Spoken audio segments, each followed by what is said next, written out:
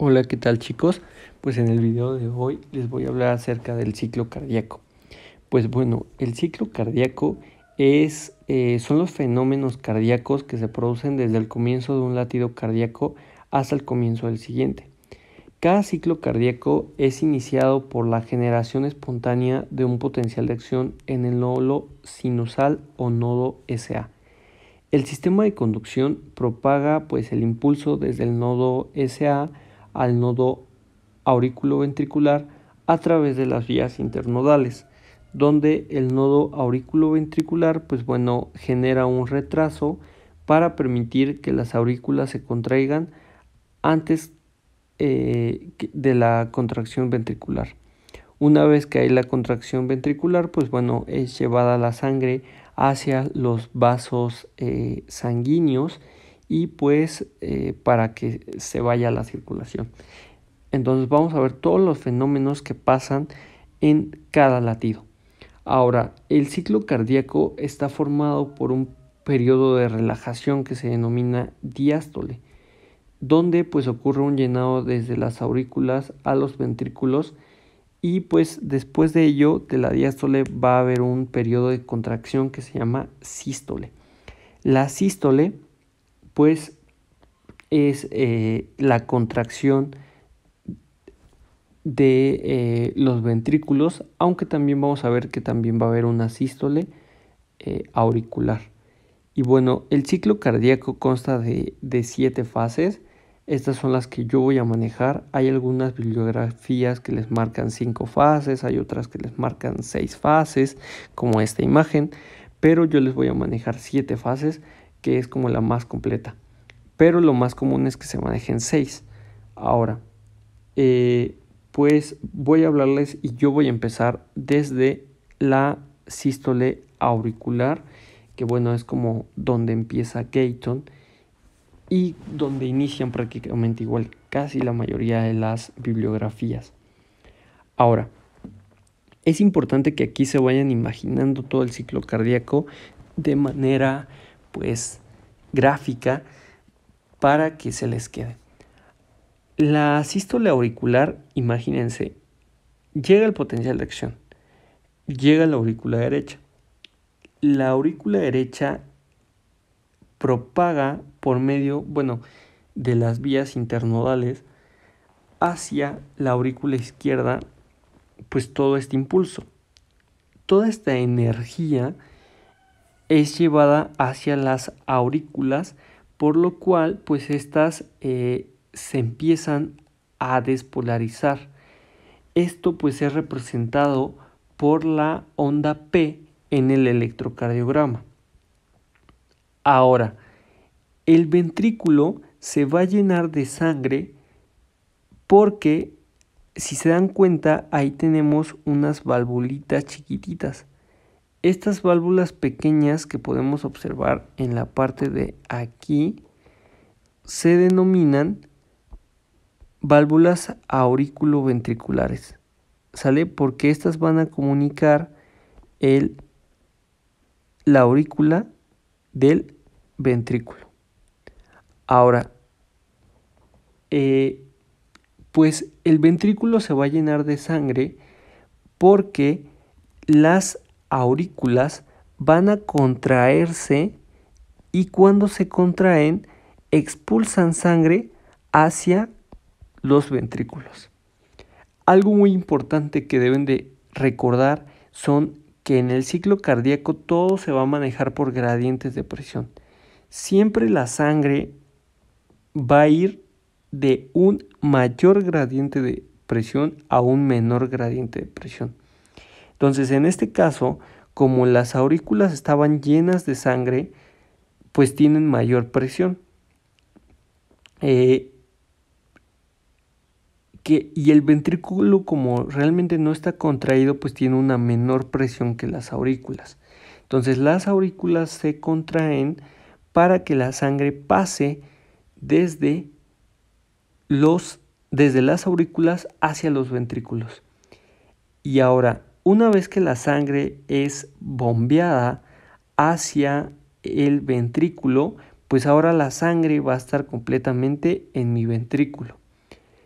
Como ahora la presión o la sangre es tanta en el ventrículo, ocasiona que las válvulas auriculoventriculares se cierren. Y esto pues nos da el comienzo de la siguiente fase, que es la fase de contracción ventricular isovolumétrica. Ahora vean este corazón. Si se dan cuenta, en la fase de contracción isovolumétrica, las válvulas auriculoventriculares se encuentran cerradas. El cierre de las válvulas auriculoventriculares genera el primer ruido cardíaco, que es conocido como S1, ¿sale? El S1, pues bueno, es el primer ruido cardíaco y este lo podemos auscultar y se da por el cierre de las válvulas mitral y tricúspide.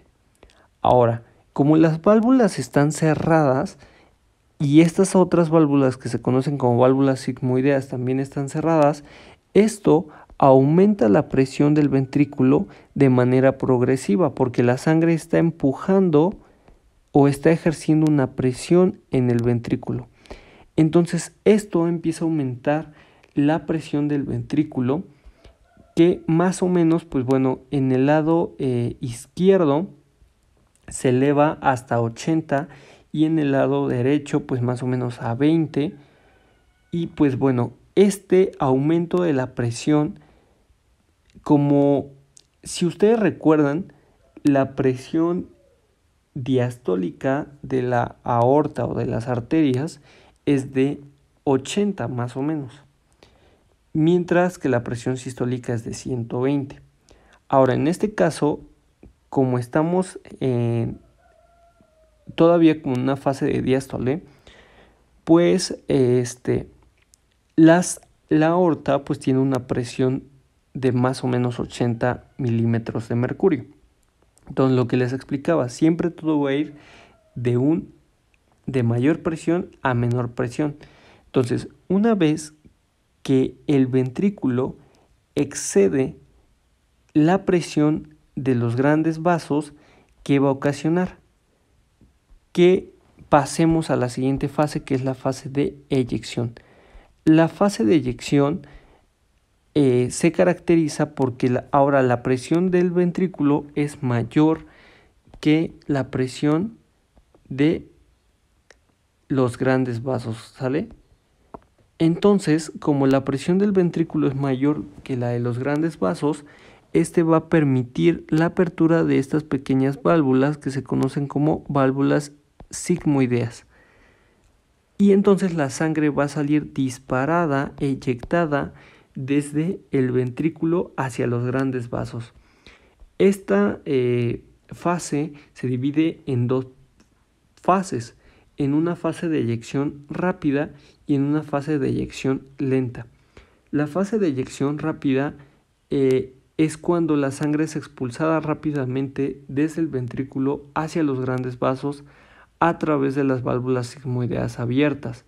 Aquí la mayor parte del volumen sistólico, que el volumen sistólico es el volumen de sangre que se eyecta en esta fase sistólica, pues se expulsa durante la eyección rápida, más o menos la mayor parte de este volumen sistólico, aproximadamente un 70%. Esta pues bueno provoca también el aumento de la presión de los grandes vasos y el final de esta fase coincide con el final del segmento ST. Ahora, la eyección lenta es cuando los ventrículos comienzan a repolarizarse, o sea, empiezan a relajarse, y esto puede verse en el electrocardiograma por el inicio de la onda T. Pero se continúa eyectando sangre desde los ventrículos hacia los grandes vasos, pero con un ritmo menor, ya que el gradiente de presión es menor. Esta fase pues ocupa dos terceras partes del tiempo de la eyección. Sin embargo, pues solamente permite la salida del 30% del volumen sistólico. ¿Sale? Y pues bueno, esta es esta fase de eyección. Ahora, la siguiente fase es la fase de relajación ventricular isovolumétrica. La fase de relajación ventricular isovolumétrica pues se caracteriza porque los ventrículos ya están repolarizados, por lo cual se solapa con el final de la onda T en el electrocardiograma. Este inicia cuando la presión de los ventrículos es menor que la de los grandes vasos, y aparte, como la sangre regresa hacia las válvulas sigmoideas, hagan de cuenta que por la anatomía de las válvulas sigmoideas, estas se cierran, entonces permiten que no haya un reflujo de la sangre. Y pues va a quedar este pequeño volumen en el ventrículo que se conoce como volumen telesistólico, que ese, pues bueno, ahorita se los voy a platicar, pero pues de una vez se los adelanto, es el volumen que quedan los ventrículos después de la sístole y que pues es de aproximadamente 50 mililitros. Ahora, lo que les comentaba del cierre de las válvulas sigmoideas, por esta como regreso de la sangre que ocasiona el cierre de las válvulas, genera el segundo ruido cardíaco, que se conoce como S2. El S2 es el segundo ruido cardíaco que podemos auscultar y se produce por el cierre de las válvulas sigmoideas. Ahora, como se pueden dar cuenta, en esta fase también hay un llenado de las aurículas por medio de las venas pulmonares. Entonces las aurículas se empiezan a llenar, pero aquí no hay llenado todavía del ventrículo, porque las válvulas auriculoventriculares están cerradas. Entonces lo que genera que las válvulas, que las aurículas empiecen a aumentar su volumen y también aumente un poquito su presión. Mientras que en el ventrículo prácticamente la presión llega a 0. Ahora, en este esquema no lo marca. Sí lo marca. Hay una fase de llenado rápido o de flujo de entrada rápido. Ahora, les digo, la presión del ventrículo es tan baja que las aurículas pues le ganan en presión al ventrículo. Entonces, una vez que las aurículas le ganan en presión al ventrículo, o sea, una vez que la aurícula tiene mayor presión que el ventrículo, esto permite la apertura de las válvulas auriculoventriculares. Entonces, recuerden, siempre todo va de mayor presión a menor presión. Entonces, como pueden darse cuenta, pues hay un movimiento rápido porque las aurículas en primera tienen mucho volumen, tienen mucha sangre. Entonces la sangre va a querer ir a donde hay menos, ¿sale? Y entonces al principio va a haber una descarga súbita de sangre y pues aquí la sangre, les digo, se va a mover rápidamente desde la aurícula por gradiente de presión y volumen hacia el ventrículo. Y el volumen ventricular pues va a aumentar súbitamente. Ahora, esta fase sí no viene, que es la última fase, que es la diástasis, que pues el menor gradiente de presión pues provoca que el llenado desde la aurícula al ventrículo sea más lento y pues esto pues es similar a la fase de llenado rápido, nada más que aquí va a ser más lento, va a ser más prolongado. Y pues esto también va a ser de manera pasiva, no va a requerir pues la contracción de las aurículas aún. Y pues esta es la fase de mayor duración del ciclo cardíaco, esta diástasis, y que realmente se puede alterar cuando la frecuencia cardíaca aumenta. Y bueno, ya una vez de la diástasis, el sobrante de sangre que queda en las aurículas es expulsada por medio de la sístole auricular o contracción auricular, lo que pues genera el vaciado total hacia los ventrículos y otra vez se vuelve a cerrar el ciclo. se cierran las válvulas auriculoventriculares, aumenta la presión en el ventrículo, la presión supera lo de los grandes vasos, la sangre es eyectada hacia los vasos de la circulación. La sangre ahora cierra las válvulas sigmoideas, lo que pues genera que el ventrículo se quede en una presión de 0 prácticamente. Ocurre el llenado de nuevo de las aurículas. La presión en las aurículas es mayor que en el ventrículo. Entonces hay un llenado rápido, después un llenado lento y después otra vez una contracción auricular.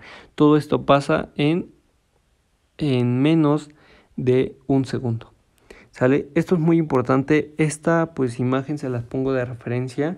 Sin embargo, pues la verdad es que no tiene como todas las fases y no coinciden totalmente con el Gateson. Y pues bueno, no les recomiendo como basarse totalmente de esta imagen. Yo solamente la puse para basarme en las imágenes. Realmente lo importante, o bueno, lo más importante de este ciclo cardíaco, pues ya se los mandé en las diapositivas. Ahora, es muy importante que sepan interpretar esta gráfica. Esta gráfica es una gráfica que viene en Gateson y quiero que primero se los expliqué de manera gráfica, de manera pues ilustrativa, pero ahora quiero que lo vean de esta manera. La curva roja, la línea roja, no representa las presiones en el ventrículo izquierdo. La curva azul no representa el volumen de sangre que hay en el ventrículo. La curva café nos representa el electrocardiograma y la curva roja nos representa pues los sonidos que ocurren en este ciclo cardíaco. Ahora quiero que vean por favor todo lo que ya vimos. A ver, aquí inicia con la contracción isovolumétrica, pero bueno, vamos a iniciar como nosotros empezamos. Aquí tenemos la sístole auricular, que lo marca como la onda A. Es esta que podemos observar al inicio. Entonces, hay una sístole auricular. Si se dan cuenta, la sístole auricular lo que ocasiona es que haya un aumento del volumen muy pequeño. Realmente el volumen ya estaba prácticamente a la totalidad de su capacidad, pero la sístole auricular, que es esta pequeña fase que podemos observar aquí, toda esta fase genera pues un pequeño aumento aún en el volumen del ventrículo. La línea punteadita nos habla acerca de la presión de la aurícula. Y en este caso, ¿por qué aumenta? Porque lo que les mencionaba, tiene que aumentar un poquito más la presión de la aurícula que el ventrículo para que ocurra el llenado efectivo. Entonces empezamos. Ya una vez que las aurículas se vaciaron completamente, pues ya no van a tener sangre. Entonces el ventrículo va a estar a su totalidad, a su capacidad total, que más o menos son unos 130 mililitros. Este volumen se le conoce como volumen telediastólico, que es el volumen después de la diástole. Entonces el ventrículo, pues les digo, va a tener 130 mililitros de sangre. Ahora, esto va a ocasionar pues el cierre de las válvulas auriculoventriculares, porque la presión del ventrículo y el volumen es mayor que la de las aurículas. Entonces el cierre de las válvulas auriculoventriculares van a generar el primer ruido cardíaco. ¿Sale? Y lo que les explicaba. Ahora, las válvulas auriculoventriculares van a estar cerradas. Entonces, como van a estar cerradas y también las sigmoideas van a estar cerradas, esto va a ocasionar que la sangre pues empuje las paredes del ventrículo y aumenta la presión intraventricular. Entonces la presión intraventricular aumenta hasta que es superior a la de los grandes vasos. En este caso, como nos da la explicación del ventrículo izquierdo, pues bueno, tiene que superar la presión de 80 milímetros de mercurio de la aorta. Y vean, ¿por qué se llama de contracción isovolumétrica? Porque el ventrículo empieza a contraerse, pero sin embargo el volumen no cambia porque las válvulas auriculoventriculares y las válvulas sigmoideas están cerradas. Únicamente al final de esta fase se abren las válvulas sigmoideas, lo que permite pues la eyección de la sangre. Lo que les comentaba, hay dos fases, una fase de eyección rápida, una fase de eyección lenta, y esto permite que la sangre salga del ventrículo hacia los grandes vasos. Y como sale, vean cómo cae la presión, el volumen de sangre dentro del ventrículo. A todo este volumen de sangre que se expulsó se le conoce como volumen sistólico. Ahora, la sangre, lo que les comentaba, va como a ser mayor ahora en los grandes vasos que en el ventrículo. Entonces esto va a generar la salida o el cierre de las válvulas sigmoideas. Entonces se cierran las válvulas sigmoideas, las aurículas comienzan a llenarse. Es por ello que también pues aquí hay una pequeña elevación de la presión auricular. Y vean cómo se cierran ya las válvulas, tanto la auriculoventricular como la sigmoidea, pues la presión del ventrículo empieza a caer, pero pues el volumen en este caso queda estable, que es el volumen que quedó después de la sístole, que este volumen se conoce como volumen sistólico, que es aproximadamente de 50 mililitros. Ahora, la presión de la aurícula, como pueden darse cuenta, es un poquito mayor que la del ventrículo. Ahora, esta presión mayor de la aurícula hacia el ventrículo, pues genera la apertura de las válvulas auriculoventriculares. La apertura de las válvulas auriculoventriculares pues permite el paso de la sangre desde la aurícula hacia el ventrículo en las diferentes fases. Como pueden observarlo, tenemos primero la fase de flujo rápido, que si se dan cuenta es donde se llena pues principalmente el ventrículo de nuevo de sangre. Ahora tenemos la diástasis, que es este paso de sangre desde la aurícula al ventrículo, pero de manera un poco más lenta. Y si se dan cuenta, pues realmente no se llena como tanto. Y por último tenemos de nuevo otra vez la sístole auricular para que se termine de llenar este ventrículo, y otra vez empezamos de nuevo. Entonces esta gráfica es súper importante y es necesario que también la reconozcan y la sepan leer. Realmente está muy sencillo y está muy interesante esto del ciclo cardíaco. Así que si tienen dudas pueden comentar.